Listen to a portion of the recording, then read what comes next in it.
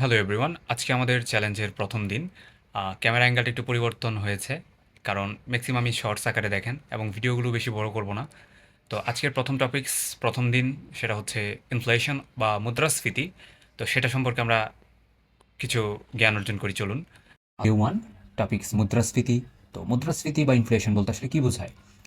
মুদ্রাস্ফীতি হলো এমন একটি অর্থনৈতিক অবস্থা যেখানে সময়ের সাথে সাথে পণ্য সেবার সাধারণ মূল্য বৃদ্ধি পায় এবং টাকার ক্রয় ক্ষমতা কমে যায়। আরেকটু আমরা সহজ ভাষায় বুঝি। আগে 100 টাকায় যে পরিমাণ জিনিস কেনা যেত বা কিনতে পারতেন, এখন একই 100 টাকায় তার চেয়ে কিন্তু অনেক কম জিনিস আপনি কিনতে পারছেন। তো আরেকটা উদাহরণ দিয়ে একটু যদি আমরা একটু বাস্তবসম্মত উদাহরণ দিয়ে একটু বুঝি। ধরুন, আগে 1 কেজি চালের দাম ছিল 50 টাকা। সেই একই চাল এখন আপনি কিনতে চাচ্ছেন, এক এক কেজি কিনছেন কত টাকা দিয়ে? 70 টাকা দিয়ে। এ থেকে কি বুঝতে পারছেন যে জিনিসের দাম কিন্তু বেড়েছে, কিন্তু টাকার মূল্য একই হারে কিন্তু কমেছে। তো এটাকেই বলা হবে ইনফ্লেশন বা মুদ্রাস্ফীতি। তো মুদ্রাস্ফীতির বিভিন্ন কারণ আছে, তবে প্রধান কিছু কারণ আমরা একটু আলোচনা করব। প্রথম কারণ আমরা এখানে চাহিদা বৃদ্ধিজনিত মুদ্রাস্ফীতি, যেটা ডিমান্ড পুল ইনফ্লেশন বলবো। এটার মানে হচ্ছে যে যখন মানুষের চাহিদা বেশি থাকে কিন্তু পণ্যের সরবরাহ কমে যায়, তখন সেটাকে বলবো আমরা ডিমান্ড পুল ইনফ্লেশন। এর ফলে কি হচ্ছে? ফলে দামটা বেড়ে যাচ্ছে। দ্বিতীয়ত যেটা কারণ সেটা হচ্ছে ব্যয় বৃদ্ধিজনিত মুদ্রাস্ফীতি বা কস্ট পুশ ইনফ্লেশন। এটার মানে হচ্ছে যে যখন উৎপাদন খরচ বেড়ে যায়, অর্থাৎ কোনো একটা কিছুর দাম বৃদ্ধি, যেমন জ্বালানির দাম বৃদ্ধি, পরিবহন খরচ বৃদ্ধি, কাঁচামালের দাম বৃদ্ধি, হ্যাঁ? তো যার ফলে কি হচ্ছে? ব্যবসায়ীরা পণ্যের দাম খুব আরামসে বাড়িয়ে দিতে পারছে, যেটা আমাদের দেশে প্রতিনিয়তই হচ্ছে। আরেকটা হচ্ছে অতিরিক্ত অর্থ সরবরাহ। হ্যাঁ, এটা কিন্তু ব্যাংক এটার জন্য অনেক সময় দায়ী থাকে। যাই হোক, বাজারে বেশি টাকা সার্কুলেটিং হলে মানুষ বেশি খরচ করে। ফলে কি হচ্ছে? পণ্যের দামটা কিন্তু বেড়ে যাচ্ছে। অতিরিক্ত অর্থ কিন্তু ছাপালেই হবে না। তারপরে যেটা আছে সেটা হচ্ছে অন্তর্নিহিত মুদ্রাস্ফীতি, বিল্ট ইন ইনফ্লেশন, যেটা আমাদের দেশে প্রতিনিয়ত হয়। আ চলুন এটা একটু বুঝি। সেটা হচ্ছে একটা চলমান ধারা। যখন মানুষ যে আশা করতেছে যে ভবিষ্যতে এই জিনিসটার দাম বাড়বে, তখন কি করে? ওই মুহূর্তে মানুষ কিন্তু সেই পণ্যটা বেশি দাম দিয়ে হলেও কিনতে চায়। এবং শ্রমিকরা ভবিষ্যতে কি করে? তাদের মজুরিটা আরও বেশি দাবি করছে। কারণ এটা ভবিষ্যতে দাম বৃদ্ধি হবে, সেই অনুযায়ী কিন্তু তার মজুরিও কিন্তু বৃদ্ধি করে।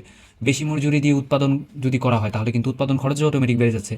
আর দাম তো তখন আরও বাড়ছে। এভাবে কিন্তু একটা টোটালি একটা চক্র তৈরি হয়, এবং এই চক্র কিন্তু বাংলাদেশেও এভাবেই কাজ করছে। বাংলাদেশের সাধারণ ইনফ্লেশন বাড়ার কারণ যদি আমরা কিছু দেখি, সেটা হচ্ছে ডলারের দাম বৃদ্ধি, আমদানি ব্যয় বৃদ্ধি পাচ্ছে, জ্বালানি তেলের মূল্য বৃদ্ধি, বাজারে সিন্ডিকেট এবং মজুতদারি যেটাকে বলা হয়। তো এগুলো হচ্ছে মূল কারণ। অসংখ্য আরও অনেক কারণ আছে, এগুলো হচ্ছে মূল কারণ। নেতিবাচক প্রভাবগুলো কী? জীবনযাত্রার ব্যয় অনেক বেড়ে যায়, সাধারণ মানুষের খুবই কষ্ট বাড়ে, সঞ্চয়ের মূল্য কমে যায়। অর্থাৎ আপনি সঞ্চয় করছেন, 20 টাকা সঞ্চয় করে ফেললেন, দেখলেন যে সেই 20 টাকা, আজকে 20 টাকা ভ্যালু থাকলেও 10 বছর 20 বছর পরে সেই 20 টাকা লাখ টাকা সমান হয়ে গেল। তো ব্যাপারটা অনেকটা এরকম। আচ্ছা, বাচকও তো কিছু প্রভাব আছে, তাই না? সো সেটা হচ্ছে বিনিয়োগ বাড়তে পারে, এতে করে বিনিয়োগটা বাড়ে, উৎপাদনটাও বৃদ্ধি পায়, অর্থনীতিটা অনেকটাই সচল থাকে। তো একটু ব্যালেন্সফুল অর্থনীতির জন্য কিন্তু এটা ইনফ্লেশন প্রয়োজন।